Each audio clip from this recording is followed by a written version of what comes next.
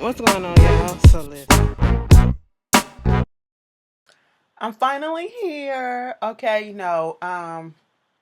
listen, Real Housewives of Atlanta. Listen, I just had a feeling in my bones that this show was gonna be, mm, like it's been for the past 3 episodes. So I said, let me just watch the Soul Train Awards first, because that'll probably give me a little bit more entertainment than it did.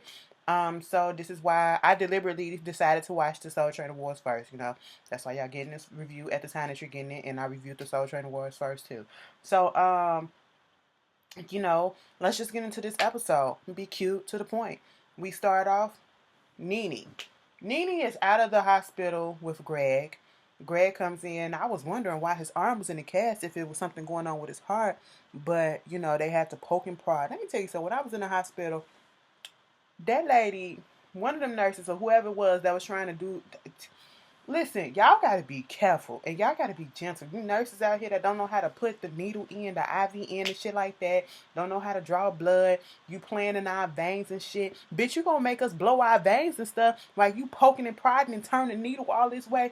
Bitch, they had to go through one hand to the next hand because she ain't know what the fuck she was doing. Do you know by the time I came up out that thing, my shit was bruised the fuck up. I'm light skinned as hell. I bruise easily as it is. God damn, But anyway, moving on from that, Greg was talking about how it was scary. They both was discussing how it was scary that he was in there, and he was just saying how he really didn't feel good.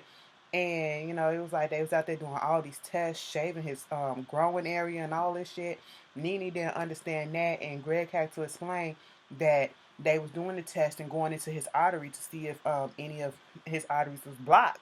They didn't find any blockage, but he said if the arm that had the cast on what they was using, if they went through that one and the artery would have collapsed, they would have needed a second place to go to immediately. So that artery down there, all right. So that explains it, and there was no blockage, but he was saying what it is that his heart will beat normal, and then it'll for a few beats, and then it'll slow down for a few beats, and then it'll stop for a few beats, and it'll keep on doing that.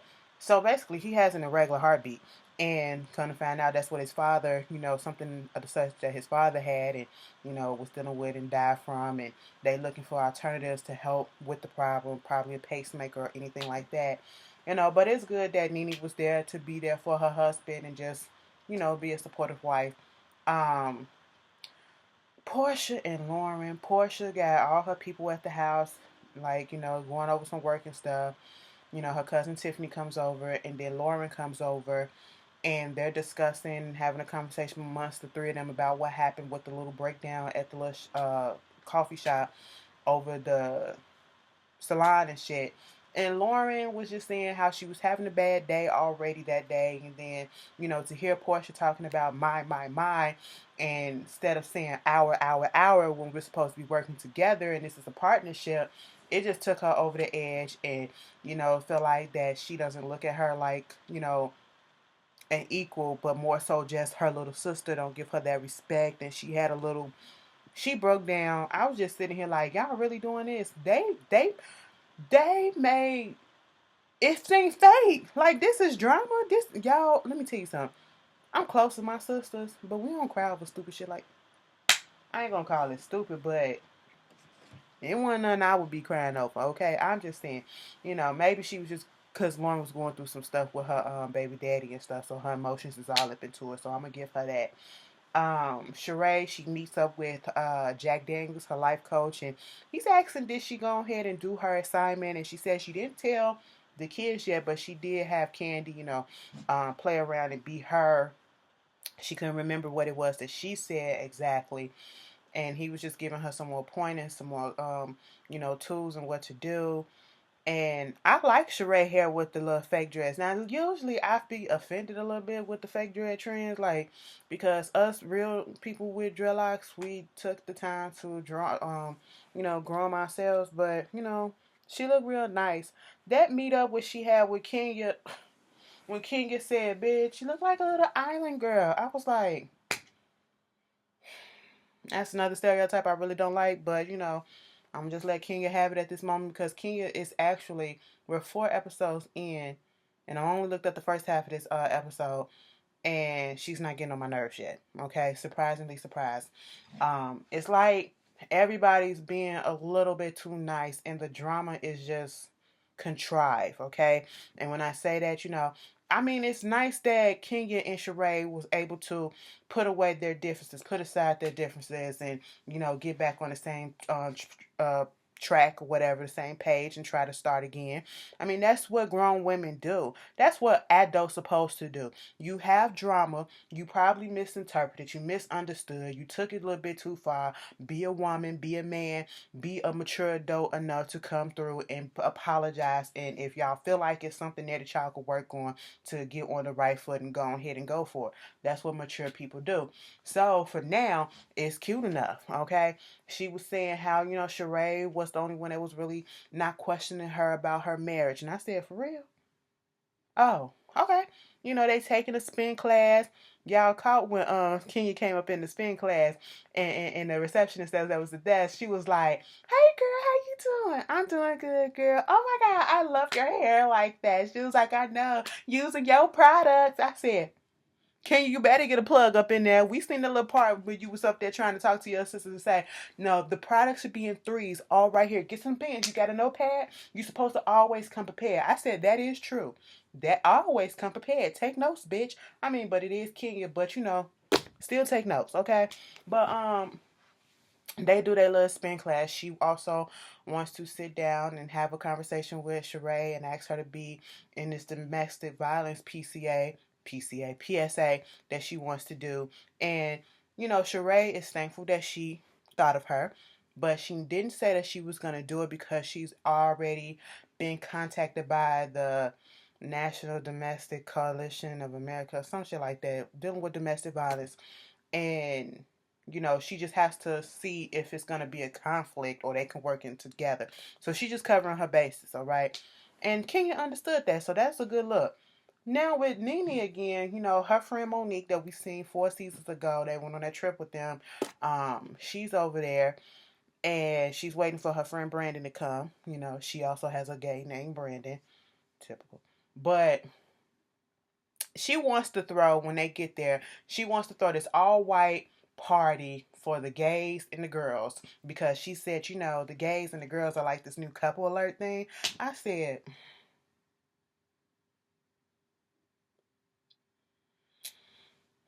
let me just tell y'all the issue that I have with this.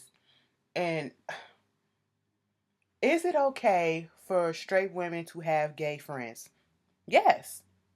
But what I don't like is the fact, especially on these reality shows, that straight women, mostly black, they use the gay men as accessories, as props, as something because it's the new thing now. And that's exactly what she said. It's like they the new couples and stuff, That's what it is. A trend for them. It's a fad that will fade out for them. Okay. And what makes me sick about it is because some of these girls are literally just using them for that and probably talking shit behind their backs about them. They're just good for a good piece of gossip and to do your hair and to pick out your clothing. That type of thing. And other than that, they're not good for nothing else. Okay. But what also annoys me with this is gay. It's okay to be a feminine gay. I have no problems with any type of gay men that there are out there. I think everybody takes and do whatever the fuck it is that they want to and should be happy about it. What I do have an issue is those gay men who know what this bitch is doing and allows themselves, and I'm not talking about Nene in general, I'm talking about straight women in general, allow themselves to be used as props and stuff, and they know, just to get a little bit of TV time and attention. Now, is that what Brandon is doing? I have no idea, but this is just a general perception and a general observation that I've been seeing on a whole vast majority of reality TV. And then to have a gays and girls, I was like, okay, girl. Then they get onto the Portia situation and how they don't get along, and how Portia was turned and saying the door is closed and this bitch is angry. She sent me this text talking about something. She want to sit down with me and ask me why I am so angry with her. And I was like, you're not gonna get nowhere with me talking about something I'm angry and all this shit. You're the angry bitch. I said, wait a minute. You coming off bothered and shit. She just want to get down to the brass tacks of things, okay? I didn't see nothing wrong with that. You were kind of coming at her hard, all right? But Nene did say, she's not a victim, okay? She knew that shit that was happening with Phaedra. You accused Candy of raping you, drugging you, or attempting to rape you, or whatever the fuck. And when you found out, quote, when you found out that it was Phaedra's little scheme or whatever, and she was putting it into motion, you basically switched up and dropped Phaedra and put her under the bus with the whole thing as if you didn't know nothing about it. And I was like, well, I can see what you mean by that, but still, why you so angry? Angry? You angry like Portia did some shit to you back in the day since y'all stopped talking 2 years ago. Okay, this shit that with the rape stuff that happened last year or a few months ago. So I'm I didn't get what was wrong with the text message. This is what I'm talking about. This is contrived drama, and it's not even good drama. All right, I'm just sitting here like, okay, girl. Then we got Candy going out there to New York, for Essence and the Essence magazine. She's about to be the cover girl, and this has always been a dream of hers.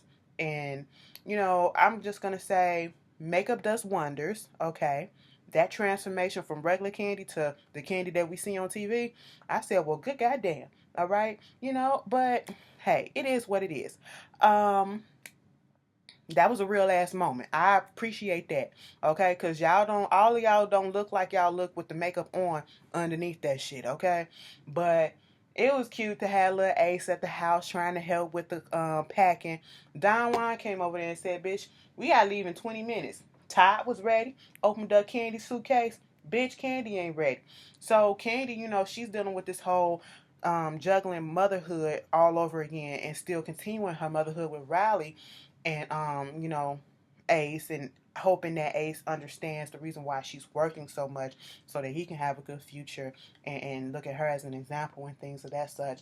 And she's having battles with that. She's not home as much and she's not around him as much, and it's kind of bothering her. So I get her little struggle.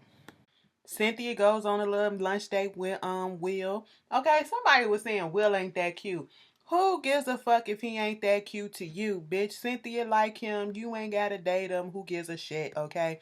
He's a gentleman for now. I don't know why. I'm just waiting for the shoe to drop. But we just gonna let him have it for right now. He's respectable. He's being a gentleman. I'm pretty sure he paid for their ice cream and all that stuff. Cynthia likes him for real, for real. She nervous as fuck around him. He asked him when we gonna come back to Lake Bailey, what I gotta do to get up in there. And I said, bitch, I was waiting for you to ask that question. She said if things keep on going the way that it's going, you'll be up in there soon. I said, oh, okay. Do what you do. Will, you better put them lines on that girl. You've been learning, okay? You've been learning. He did ask how the fuck he ended up on the blogs. I said, because you're dating a real housewives of Atlanta woman, all right, who is on TV. So that's how. But I don't know how these girls think that they can keep their relationships and stuff low key, but it just don't work like that. Moving on from that, it was cute. Nene is getting ready for the gals and gays, and she's having everybody. She got shirtless men, as she says, eye candy for the women, for the gays, or whatever. Greg is up there trying to help and all that shit, even though he's supposed to be sick, but he don't want to think that he's sick. Marlo shows up in his bathrobe, and I said, since the fuck when are y'all friends? Bitch, the last time I seen you, you was cussing the fuck out Nene. And, Nene explained they hadn't spoken in 4 years, and then 2 weeks prior to this taping or whatever, this party, they had ran into each other at a parking lot somewhere. They started going in at each other about who did this, who did that for at least 30 minutes, and then they ended up talking. And, it is what it is. Sometimes that's how we do. Now we'll just see how long this shit lasts. So, that happened, and they was talking about whether or not Portia was gonna be there. Nene didn't want to invite Portia. It was like, they say Portia's house bigger than yours because Portia was saying that she never been there. That was one of Nene's gripes with her, even though they showed proof that she was there, and she just really wasn't here for it. I said, all right, this is gonna be a mess now that Marlo and Nene are back friends. A fucking key. Bring the drama on, cause I'm waiting for something, bitch. Child, Sheree still being a little messy. She know don't nobody get along with Kim like that, and Girl, she was just like, well, Nene said I can invite a plus one. She didn't ask about who it is. Well, I was like, well, that is true. Okay. And she said, fuck it, I'm gonna invite Kim. She go over there. She can't believe that, she introduced Kim to Croy and they still together, got 5 or 6 kids. Bitch, that Kim is pregnant again. Okay? She pregnant with baby number fucking 7. God damn. Fertile than a motherfucker. Okay? Um Kim asked him, was Kenya gonna be there? Kim just went in on Kenya like she don't give a fuck about Kenya. She was like, that bitch is married to a fucking fan with her old 46-year-old old ass eggs. How she gonna have a baby with that? She was just going in. I was just like, God damn, we ain't even get to nowhere yet and y'all already starting. Okay? So we get to Nene's party and Derek J was talking to Derek J still look the goddamn same. Nothing has really changed. Still look like a stuffed pig in a goddamn blanket. But whatever. Do what you do. And talking to Cynthia about how he had to call Nene and tell her the thing about the title and the theme of this party and how it can be problematic / offensive as fuck. And they was kikiing it up or whatever, talking about her new man and all that shit. And I think either Sheree brought that up too at one point. I don't know.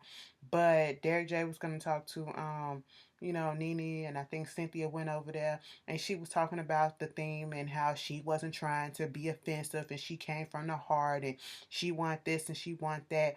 A lot of stuff that Nene does, even though she just don't budge, you're not gonna see the issue of it all. Okay, just like when she did that little stupid joke, when this happened, you just gotta think about stuff. You gotta take into consideration other people. And it's not people saying that, oh, the gays are being sensitive as fuck or whatever, like Derek J said. It's just like if you having a party and it's like if you're white, invite that one black friend that you have. That's what it seemed like. An accessory type of thing.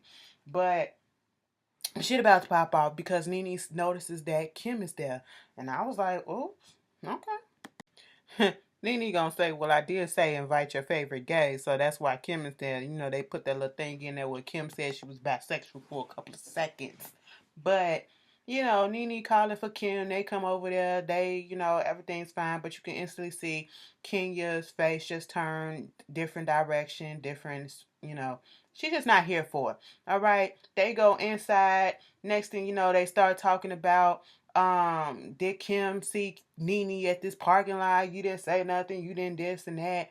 And all of a sudden the information got turned to so Kim got married, when we gonna see Marlo? So when I'm gonna see the man since everybody else did. And Sheree was like, I ain't seen him yet either. And then here come Kim. Ain't nobody seen him because he don't exist. She was saying all these little smart remarks, and of course, what did y'all expect? That King was just gonna sit there and let that shit go ahead and fucking slide and let that rock? Would you let that shit rock? Hell the fuck no, you would.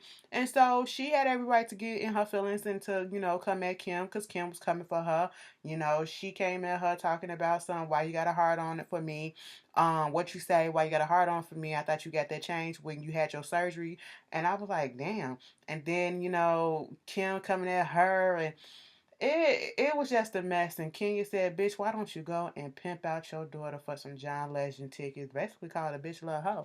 I said, well, shit. We gonna end the episode like that. That's where the drama started. All right, that's where the episode started. All right. So y'all tell me how y'all feel about it and who y'all on, Kim or Kenya. I'll see y'all later. And if the video is dry, the episode was dry. So I apologize. Peace.